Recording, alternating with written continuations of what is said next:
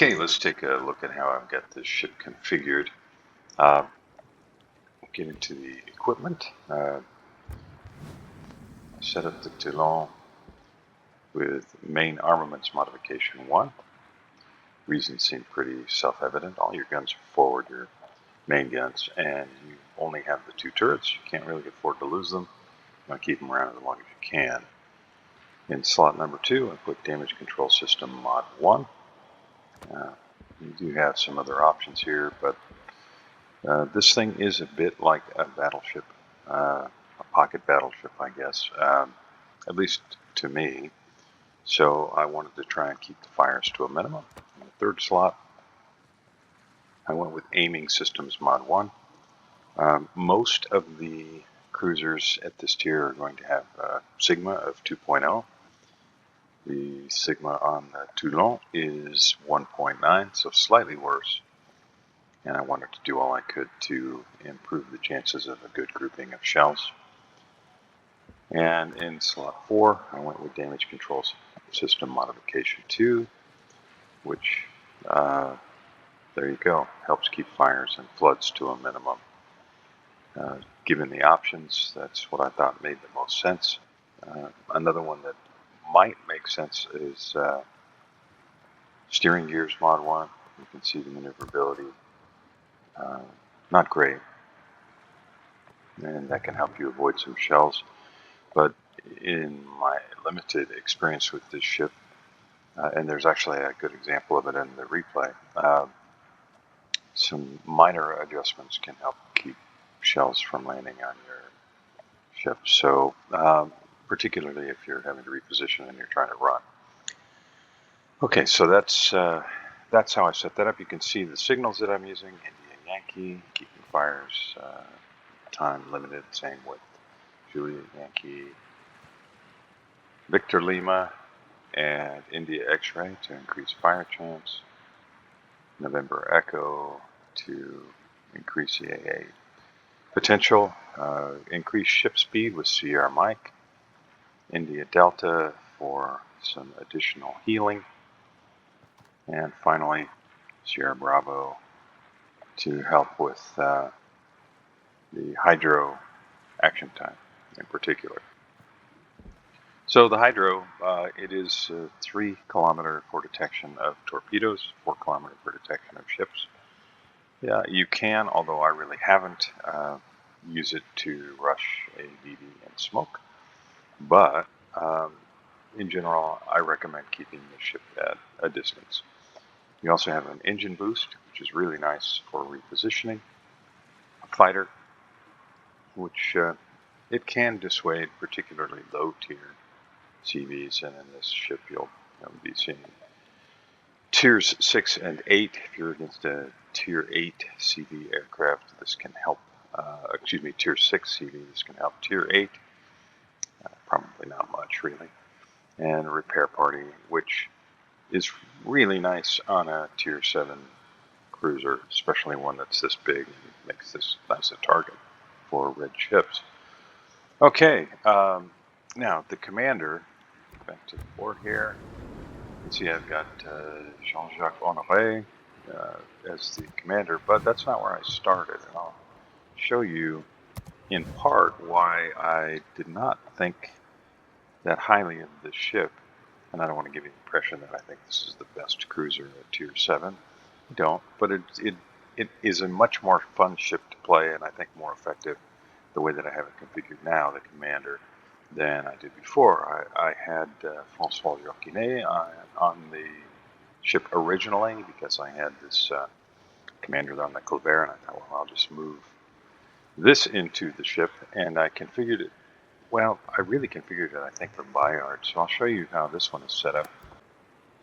I wanted to use it as a surprise for red DDs. So you can see I've got radio location here, in addition to the other things that I configured the ship for. But in particular, I wanted it to help surprise red destroyers. So I really don't need that on Toulon, because if you get in close with Toulon, you're just too slow to be able to get back out, and you're playing at a lower tier, and and I'm not even saying that this is the best configuration for Viar, but that's how I set it up. So I changed that to this and got rid of the radio location skill, and I was able to use those points elsewhere. So what did I do? Well, grease the gears. And Jean-Jacques Honoré, he's got an enhanced skill here. So these turrets, well, they're very slow. The 180-degree turn time on these turrets is 40 seconds base. So you can see using this, you can get the 180-degree turn time on your turrets down to 33 seconds, which is much better because these things don't rotate all the way around. So if you change the direction of your ship and you have to rotate the guns all the way around, you're doing more like a 270-degree turn, which takes forever. Okay, so grease the gears. I also took Consumable Specialist, which enhances the efficiency of those things by, you can see the Hydro, the Speed Boost, the Fighter, by prepping and reloading a little bit faster. Gun Feeder to be able to switch from HE to AP and vice versa, a little bit faster. And Last Stand, keep your engines going in your turret, or your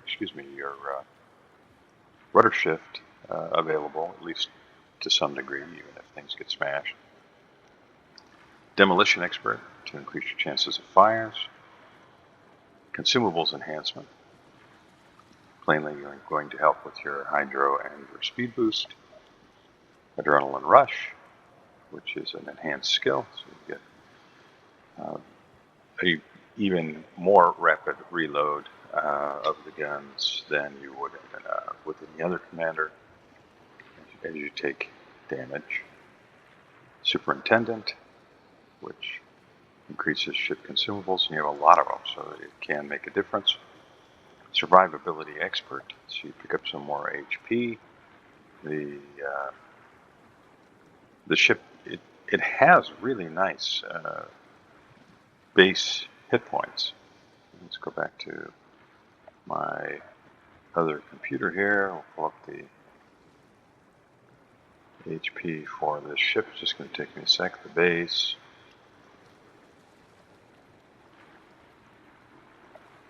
Where is it?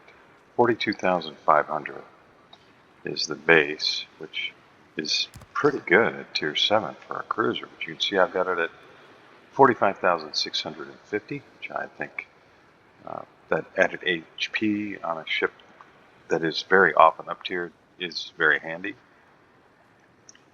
And then finally, Concealment Expert to bring your detection, your concealment down to just over 10 kilometers by sea, and you're still spotted from the air pretty easily. So this thing's going to struggle. Well, most things, if they're focused, are going to struggle against higher tier CVs. It's just the state of the game.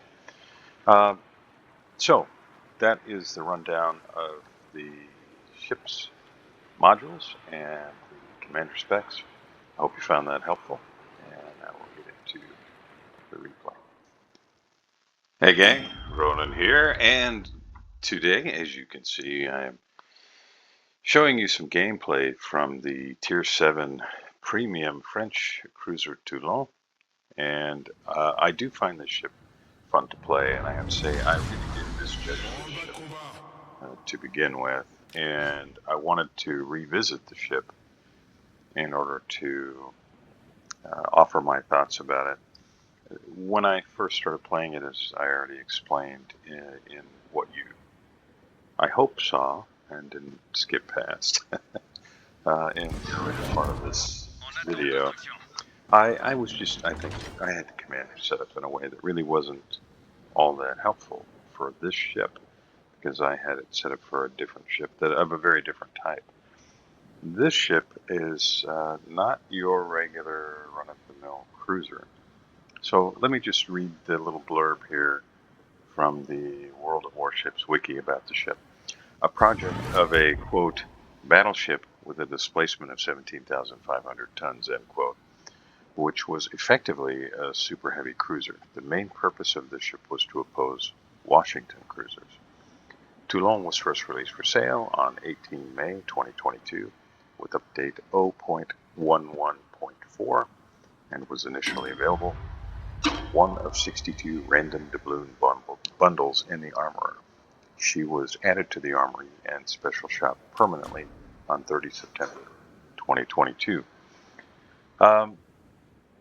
This really is kind of a pocket battleship in a way for its tier, and the reason for that is that you've got 305 millimeter guns on this cruiser, and this is a really heavy, really heavy cruiser.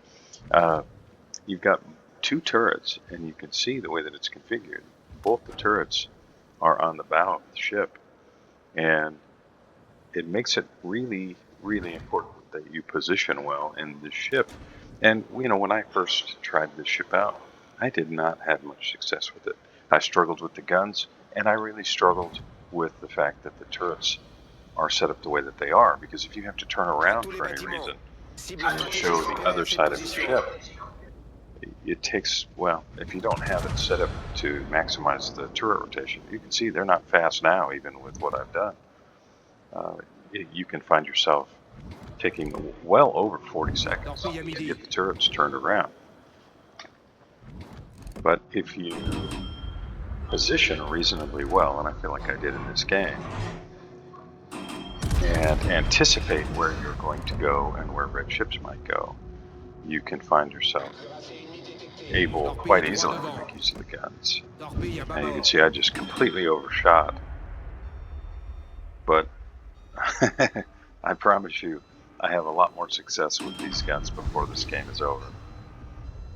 I think this might have been immediately after I changed the commander, and I was really just kind of thinking, all right, I have to give this ship another try, just to be fair, because I know on the ICOP boards said, oh, the ship is horrible. And you'll see it's not. So that's a triple citadel, just about blapped that poor Agano. And yeah, my teammates are going to help out here. So he's down to 74, and he's gone. All right, so over 26,000 in a first salvo right out of the gate, and you can see there's another broadside cruiser. As I've gone dark now, and he's going to pay for sitting there broadside. Probably should have accelerated a lot sooner. And there's another triple citadel for 26,000 plus. And I was really hoping to get another shot on him as our Omaha gets sunk, but I think he runs behind the islands. Okay, so what is special about Toulon? Well, the guns, obviously, right? Now I can tell you that in terms of the ship itself, Toulon is very long. It's got a 205 meter length. The only thing bigger is Asturias with 228 meters. The beam of the ship, it's the biggest out there at Tier 7, 24.5 meters. Closest to it is Asturias at 21.9. Tonnage, number one, 21,890 tons. Next up, Asturias at 16,037. Health, your HP pool, it's the biggest at 42,500. Asturias is next, 39,600. Detection by sea, well, it's obviously not going to be all that great because it's big. Asturias is at 13.8, since we're using that to compare, and Toulon is at 11.17, which, while it's not the best is actually Francesco Frucchio, which I did a video on. And if you haven't seen that video, I really recommend it. Take a look at it. That ship is so much fun to play. I'm really hoping to get what I would hope would be a final shot here on Asturias, but it just didn't work out. And now it's time to run. Now, why do I say that? Take a look at the minimap. We've got one other cruiser back here, and me. I mean, our sub is out there. You can see the U-69 there, like Bravo 9. But I'm going to be the most visible thing, so I need to run. And I'm going to have to finish this Asturias in order to be able to safely get away, because I've got Queen Elizabeth pushing up behind me now, and I'm sure going to be trying to get guns on me because the other cruiser for it to shoot at, and that's going to do it right there. There's another citadel, 7 citadels, and finished off Asturias, and now I just have to run. So speed boost is still active, and I'm just trying to get away. Now I don't have to rotate my guns. I've already got them where I want them. I just have to run. You can see I'm making really minor adjustments to my chorus, trying to avoid some shells. Now I can do that a little bit more dramatically, and that really helps me to avoid that final shot. I just had to create some distance before I did that. Now you can see my teammate, well, he's pushing up closer to that island, and I feel like now is the time to get away from the island. But anyhow, that's a different story. So the guns, let's get to the guns, the main battery, and we'll do a quick comparison there. In terms of your armor-piercing damage per minute, the Japanese Maya has the best at one. Excuse me.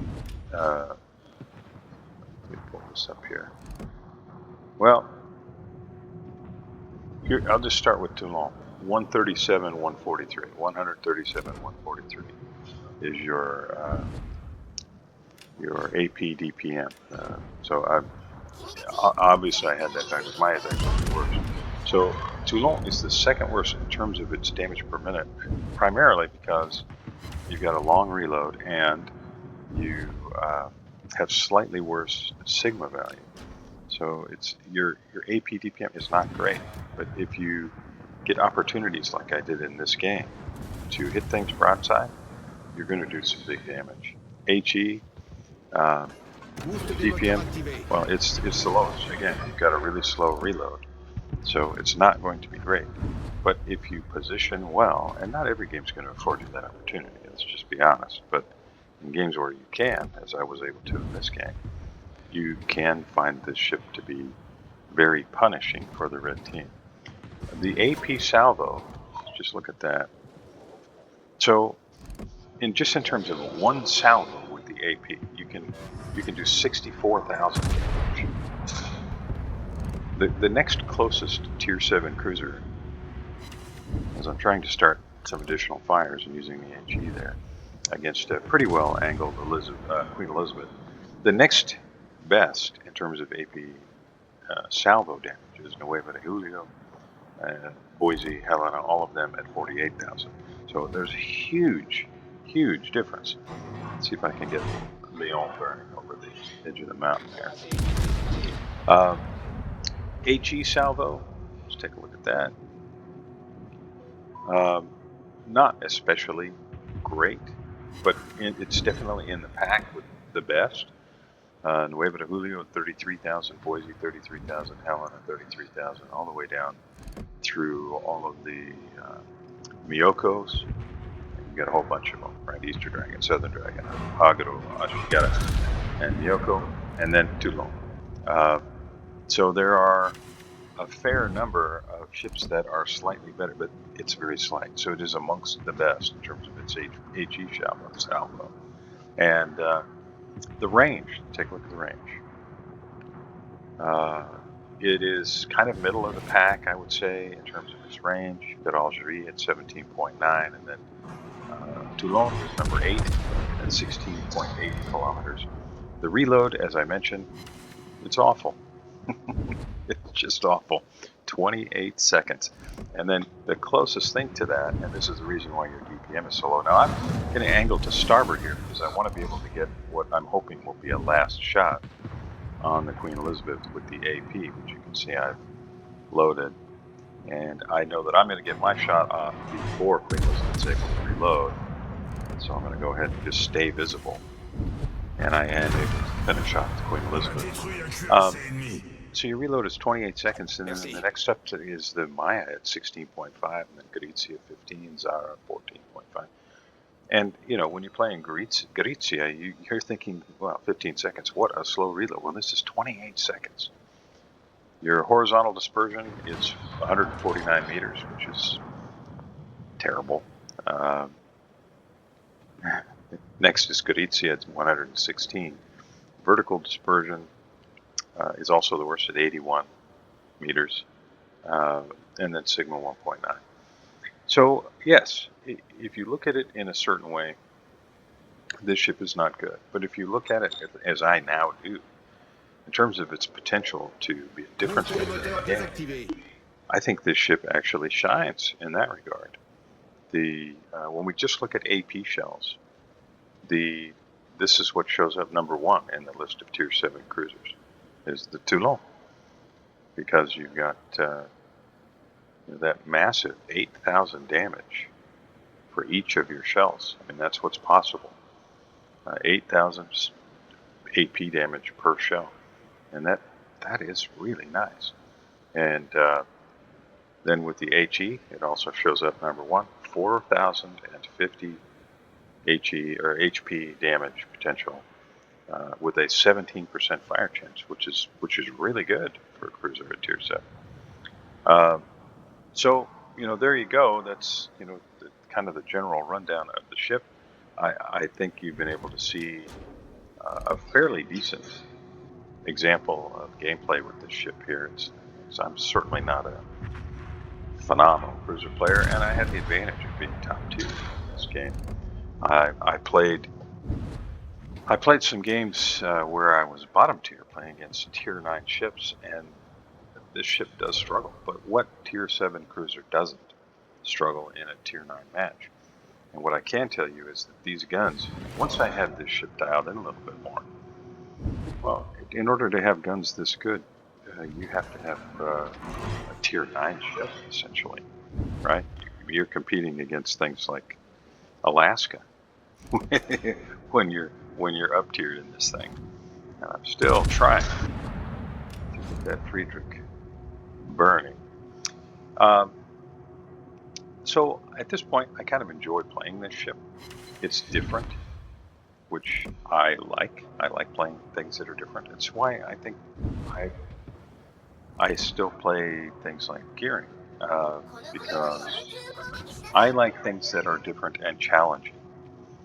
I'm not. This is not meant to be disparaging in any way of anyone what ship they're playing, but I know a lot of people will play kind of the ship of the month, the thing that is considered by many to maybe be the most effective in the current game meta. And again, I'm not knocking that. Some might say that's just what's smart. But for me, part of the enjoyment I get out of any game like this is the challenge of playing something that isn't considered the best and trying to do well with it regardless. And so that's part of why I like ships like this one, because it has its little niche, and if you're able to be effective with the gameplay style that's required in order to make use of that niche, it can be very satisfying to play that. And it was in this game. This game is a good example of that. I was really hoping to do to the Lyon what I had done to Queen Elizabeth there, but the Gneisenau, captained by one of my teammates, beat me to it. But Prince Adolf Friedrich is going to come around that corner, and I've got the AP loaded. Now, at this range, it's kind of debatable on whether or not I'm going to be able to punch through a German battleship. 2 overpens, 1 pen, and 2 bounced off I'm guessing the torpedo belt, which is another thing. This thing has 25% torpedo protection. I think that's probably the best for a Tier 7 cruiser. And Gneisenau burns down Prince Adolf Friedrich, so I'm going to redeem myself with this last shot on the Ramat. And a couple more citadels to wrap up the game. So that's this was a fun one to play. Now, I've had some decent games in this ship, even when I was bottom tier, but this was especially satisfying. Okay, So we'll take a look here. 113,711 total damage on 77 shots, 20 overpens, 35 pens, 13 non-pens, 4 torpedo protection hits, 1 incapacitation, sank 3 ships, 9 citadels. I was pretty proud of that. 2 cap defenses, helped secure a cap, 2 secondary hits, amazing in this ship, and spotted 2 red ships. In terms of the team score, well, tip of the hat to our Nagato player, who came in with 22,093 base XP. I followed that in number 2 position with 1851, and also tip of the hat to our Huron player, and then to the Lyon and the Prince Adel Friedrich and the Mahan player on the red team, all of whom I feel played a strong game. This was actually a reasonably close game. So many of these games, especially in these lower tiers, are just complete blowouts. I finished off the Asturias, 42,000 damage there. Queen Elizabeth, 25,000 plus damage there with some HE and some AP. Ramat, finished him off with that last salvo. The Agano, just about shredded him. Prinz Adel Friedrich, a little damage on him with both the HE and AP. And there's the total damage, the number of shells, 29 HE shells for 17,000 plus, 48 AP shells for over 95,000. A little spotting damage, not much. Potential damage, decent. I was in the fight. And take a look at the credits and XP. Pretty decent. Yeah, I do use some bonuses, but this was a really good game and fun. If you're looking for a different type of premium cruiser that is not going to break the bank, Toulon, well, it's one that I can recommend at this point. Though I didn't think very much of it when I started playing it, I have since reevaluated, realized that part of the problem, probably most of it, lay in the way that I was playing it and the fact that I did not have the ship configured properly in terms of modules or commander specs. I really hope you enjoyed this. I hope you got something out of it. If you did, I hope you will like and subscribe. Maybe tell a friend, and I'll see you next time.